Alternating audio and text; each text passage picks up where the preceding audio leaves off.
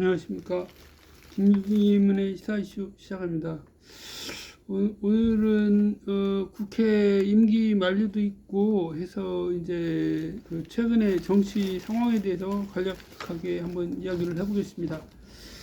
우선 가장 중요한 거는 윤석열 대통령이 최수근 상병에 대한 해병대 수사 관련된 특별검사 임명에 관한 법률안에 대해서 법률안 제의요구권을 행사를 했습니다. 이거 간략하게 거부권이라고 하는데요. 이 법률안 제의요구권은 말 그대로 법률안에 대해서만 하는 겁니다. 그래서 법적 구속력이 없는 결의안이나 이런 거는 해당이 없고요. 지금 말씀드린 대로 임명동의안 이런 것도 해당이 없습니다. 하여튼 법률안 제의요구권을 행사를 한 것부터 한번 먼저 얘기를 해보겠습니다.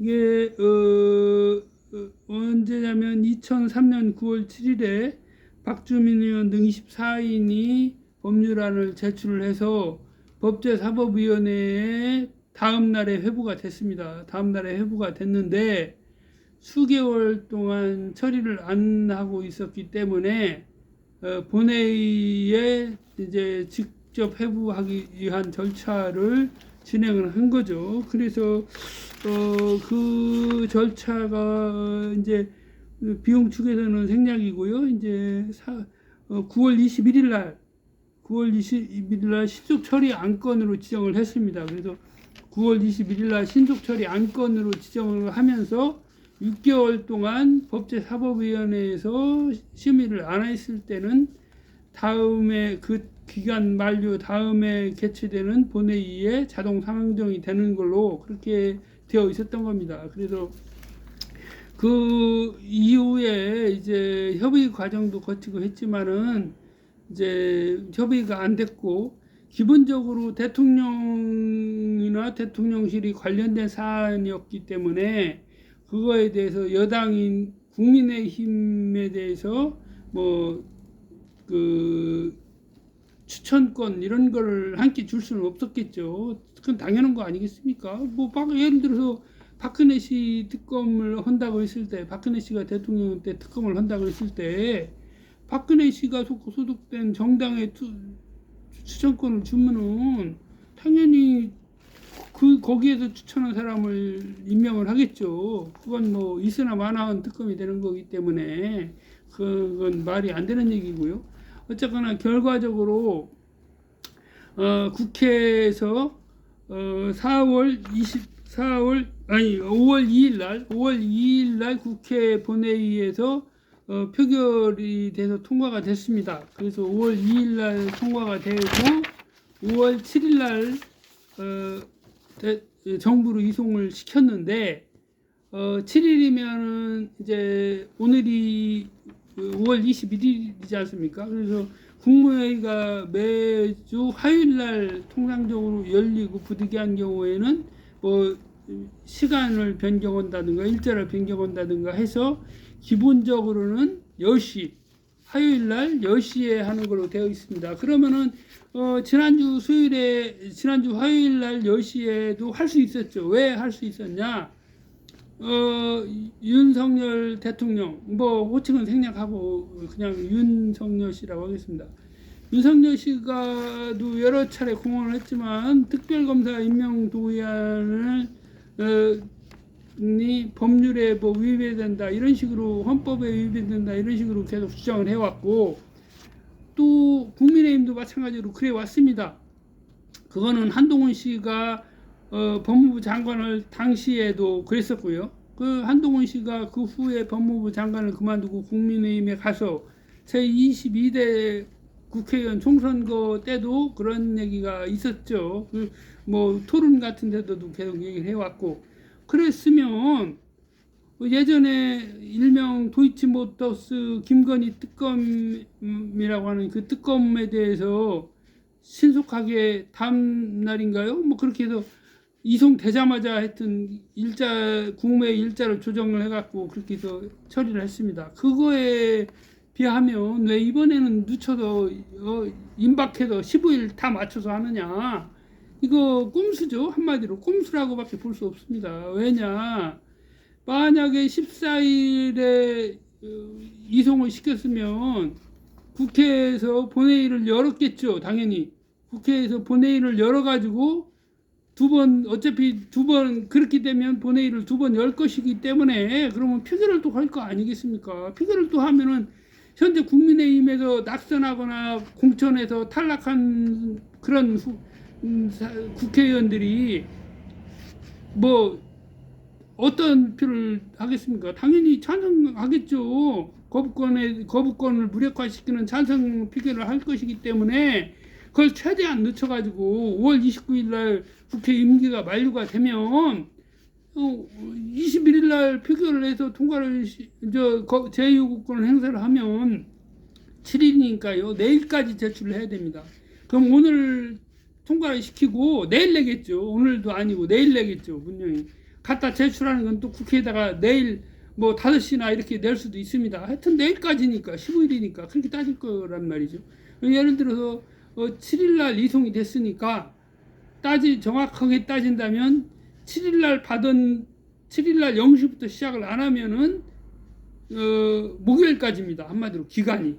그 기간을 따지는 게 우리 민법상으로 따질 때 기간은 0시부터 시작을 하기 때문에 5월 7일날 이송이 됐으면 정부에서 7일날 접수했을 수도 있지만 7일날 2시, 3시 하면은 7일날은 빼고 따진다. 8일부터 따진다. 그 얘기입니다. 그렇게 되면 목요일까지 내야 된다. 그렇게 되는 결론이 됩니다. 그러면 목요일날 4시, 5시 이렇게 맞춰 낼 수도 있겠죠. 왜냐?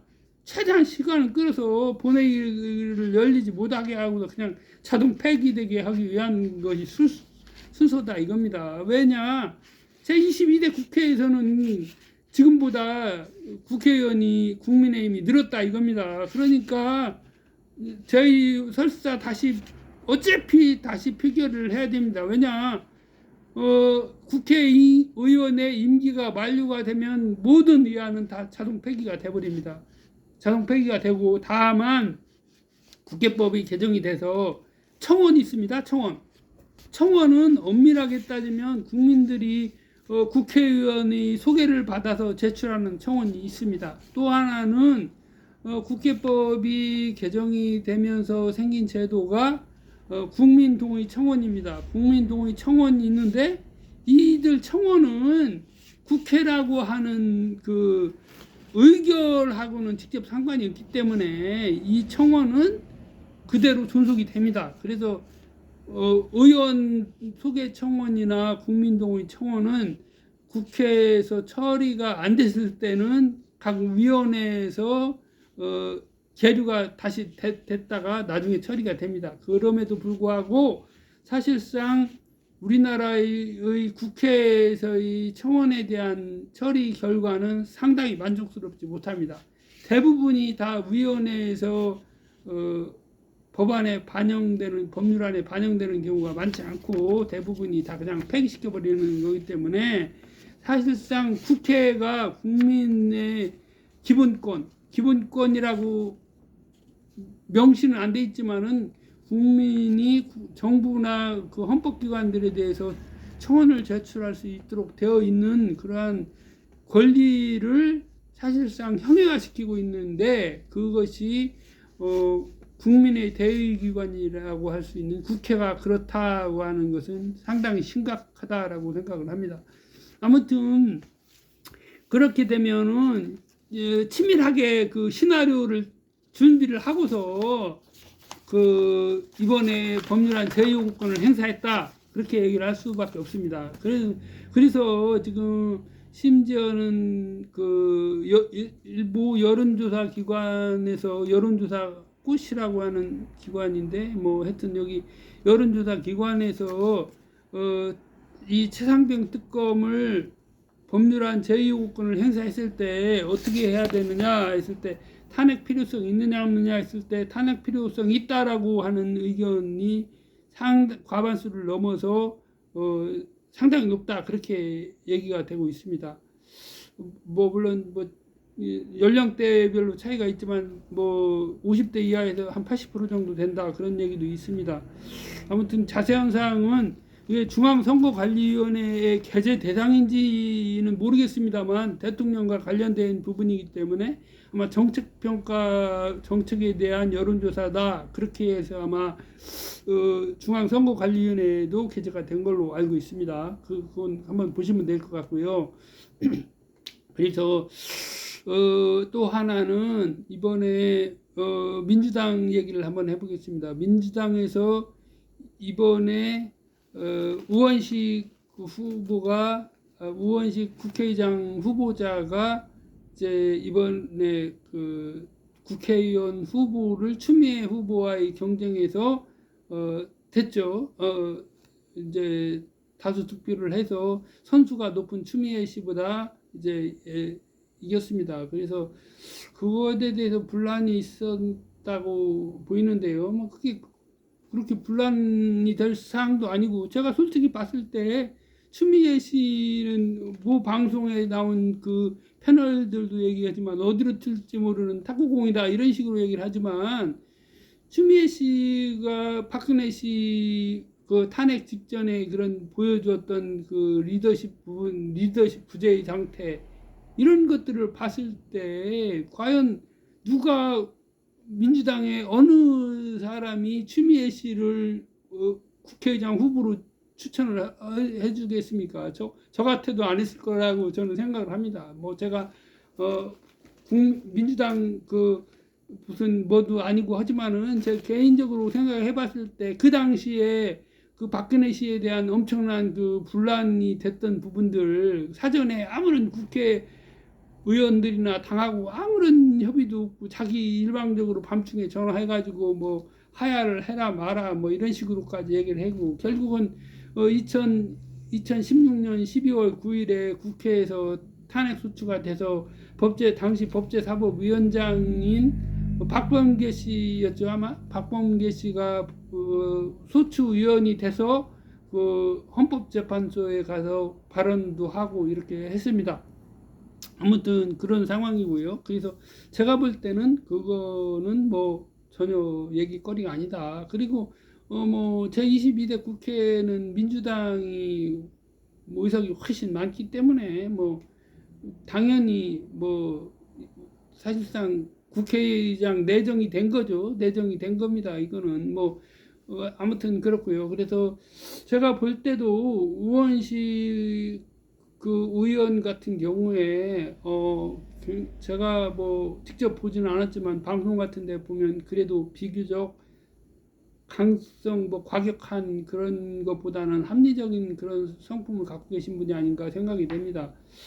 아무튼 제가 볼 때는 국회의장이 되면은 보다 국회가 국민들에게 보다 다가서고 친숙하고 또한 앞서 말씀드린 것처럼 청원 같은 거에 대해서 적극적으로 관심을 가질 수도 있다고 보이고요.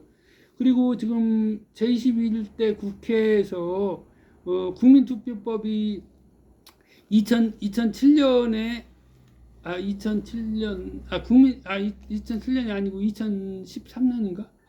제가 정확한 연도는 확실히 기억이 안 나는데 2013년인 것 같네요.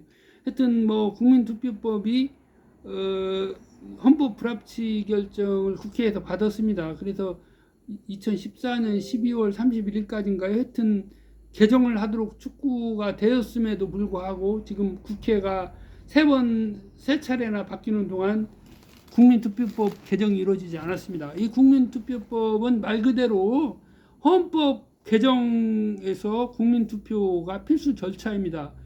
국회에서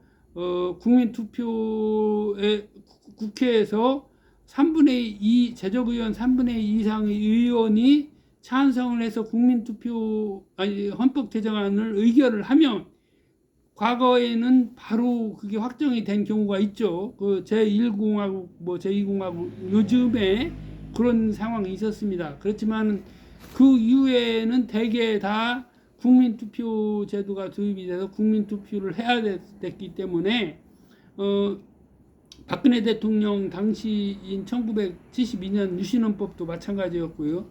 1972년 개정헌법도 마찬가지였고 1980년도 개정헌법도 마찬가지였고요. 하여튼 뭐 다 그렇습니다. 그래서 국민투표법 개정을 하고서 헌법 개정 얘기가 나와야 되는데 무슨 원포인트 개정을 한 해 만에 뭐 여러 가지 얘기들을 합니다. 심지어 김진표 국회의장 같은 경우는 뭐 대통령 4년 중임제를 하자라든가 국무총리 후보자를 2명을 국회에서 추천을 해서 그 중에 1명을 임명하게 하자, 그런 얘기도 있었습니다. 그런 얘기도 있었고요.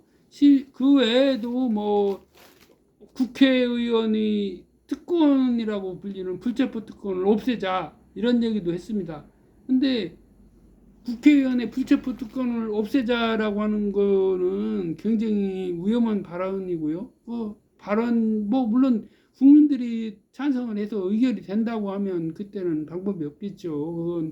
그렇지만은 국회의원의 불체포 특권은 말 그대로 국회의원 개인에 대한 권리가 아닙니다. 헌법상에 보면 국회를 구성하는 구성원인 국회의원에 대해서 그 활동의 자유를 보장하기 위한 것입니다. 그래서 만약에 국회의원 불체포 특권이 없었다라고 하면은 어떤 상황이 있을 수가 있냐? 북한 있지 않습니까? 북한 장성택이 본회의장에서 끌려나가서 나중에 사형됐죠. 김정은의 고모부인데. 그런데 마찬가지로 그럴 수 있는 거죠. 불체포 특권이 없다 그러면 그냥 국회 내에서 국회에서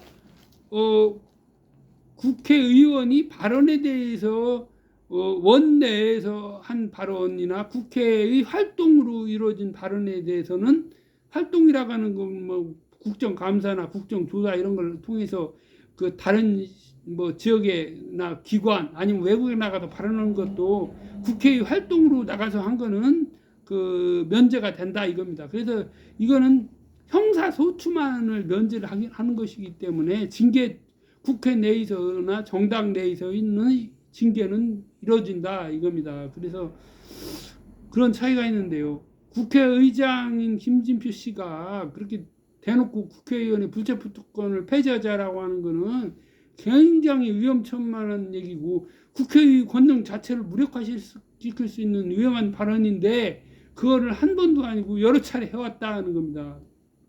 비근한 예로 21대 국회에서 총선 제22대 총선에 관련해서 선거제도 개편을 하자라고 했을 때 국민의힘의 다수 의원들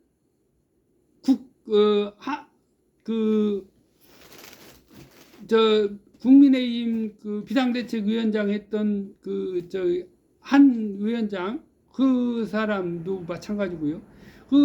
그뿐만이 아니라 그 당시에 무슨 뭐 원내대표 이런 사람이나 다수의 의원들이 비례대표를 없애야 된다, 국회의원이 10%를 줄이자 이런 식으로 많이 했습니다. 그런데 국회의원의 정수를 줄이자라고 하는 거는 사실상 법률에 정해져 있는 사항이기 때문에 그거는 모르겠지만 비례대표는 헌법상에 나와 있는 제도입니다. 비례대표 제도는 약자라든가 이런 그 국회 구성원이 다양성을 위한 제도이기 때문에 그거를 마음대로 없애자라고 할 수가 없는 거고, 헌법에 일단 그러한 제도를 담아놨다라고 하는 것은 비례대표를 없애자라고 할 수는 없는 거죠. 왜냐, 그 헌법에 나와 있는 이러한 제도를 제도 보장이라고 하는데요. 이러한 제도를 헌법에 담아놓은 사항은 헌법 사항입니다. 헌법 핵심이라고 할 수가 있는데요.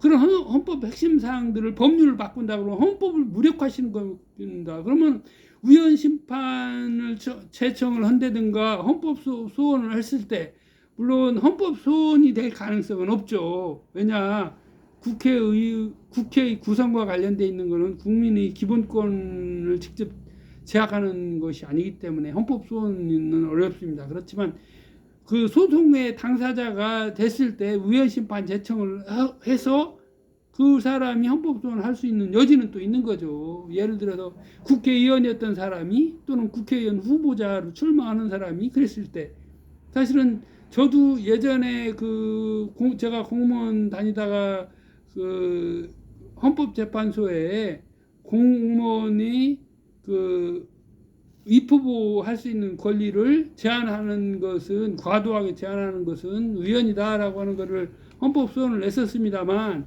이게 기각이 됐습니다. 그런데 그럼에도 불구하고 교육 공무원에 대한 과도한 제한은 위헌이다, 헌법 불합치다, 위헌이라고 했습니다. 위헌이라고 해서 했음에도 불구하고 그게 아직도 개정이 안 되고 있습니다.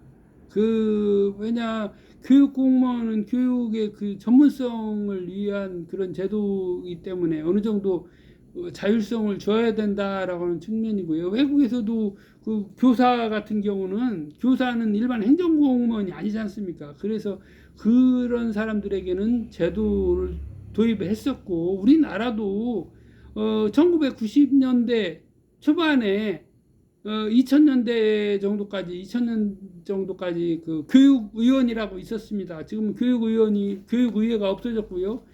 교육의회가 말 그대로 시도의회에 다 통합이 돼서 교육위원회를 의무적으로 두는 걸로 그렇게 바뀌었습니다. 그런데 교육의원 선거에서 교사들이 출마를 할 수가 있었습니다. 과거에는. 그런데 그 제도가 공직선거법을 개정을 하면서 없어진 거죠. 그렇지만 다시 부활할 필요성이 있다라고 그건 보이고요. 다만 그럼에도 불구하고 교사가 교직 활동 내에서 그런 거를 할 수는 없겠죠. 선거 정치적 중립을 위반할 때는 뭐 징계를 받거나 하게 되기 때문에, 아무튼 그 부분은 그렇습니다. 그래서 지금 21대 국회의 성적표를 보면 굉장히 좋지 못하다라고 생각이 됩니다. 김진표 씨가 여러 차례 유종의 미를 거두자, 최선을 다하자 했는데, 도대체 외국만 나가야지, 최근에도 지금 국회 임기가 한 달도 안 남은 상황에서 외국을 계속 나갔다 오고, 국회의원에게 좋다 이겁니다. 의원에게 좋은데 꼭 의장이 나가야 되느냐, 첫 번째. 지금 왜 내동 가만히 앉아 있다가 임기 만료 직전에 국회가 소임을 다할 수 있도록, 21대 국회에 소임을 다할 수 있도록 산적한 법사위에 쌓이는 법률안들을 처리하도록 그런 역할은 안 하고 외국에만 나가느냐. 대통령 외국에 자주 나간다고, 윤석열 씨 외국에 자주 나간다고 일부 의원들 맨날 얘기하던데, 국회의원 의장도 그러는데 국회의원도 의장한테 얘기를 한번 해보든가요.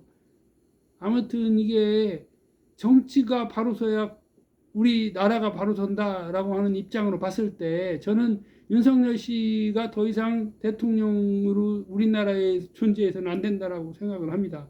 윤석열 씨가 안 된다는 거는 앞서 말씀드린 도이치모터스 김건희 특검, 이번에 최상병 특검을 비롯해서 10건의 특검 법안 및 각종 법률안에 대해서 거부권을 행사를 했는데요.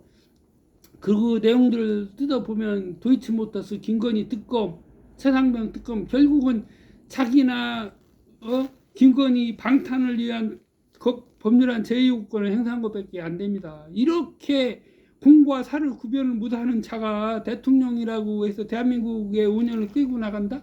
앞으로 3년 후 2년 후 어떤 일이 또 벌어질지 아무도 모르는 겁니다. 그렇기 때문에 저는 윤석열 씨가 탄핵이 되어야 된다 생각을 하고요. 당연한 전제로 지금 김건희 특검 거부한 거, 최상병 특검 거부한 거, 이거 당연히 대상이 될 수 있다라고 보고요. 그 외에도 최은순의 여러 가지 의혹들 중에서 이제 드러나고 있는 그런 것들도 있는 것 같습니다. 아무튼 오늘 국회가 앞으로 며칠 안 남은 기간이지만 밀리에 있는 법사위에 쌓이는 법률안들을 한 건이라도 더 처리해서 본회의에서 처리하는 그런 유종의 미를 거두고 우리나라의 국회가 보다 발전할 수 있는 그러한 기틀을 다지기를 바랍니다. 오늘 김기문의 시사이슈 이것으로 마치겠습니다. 감사합니다.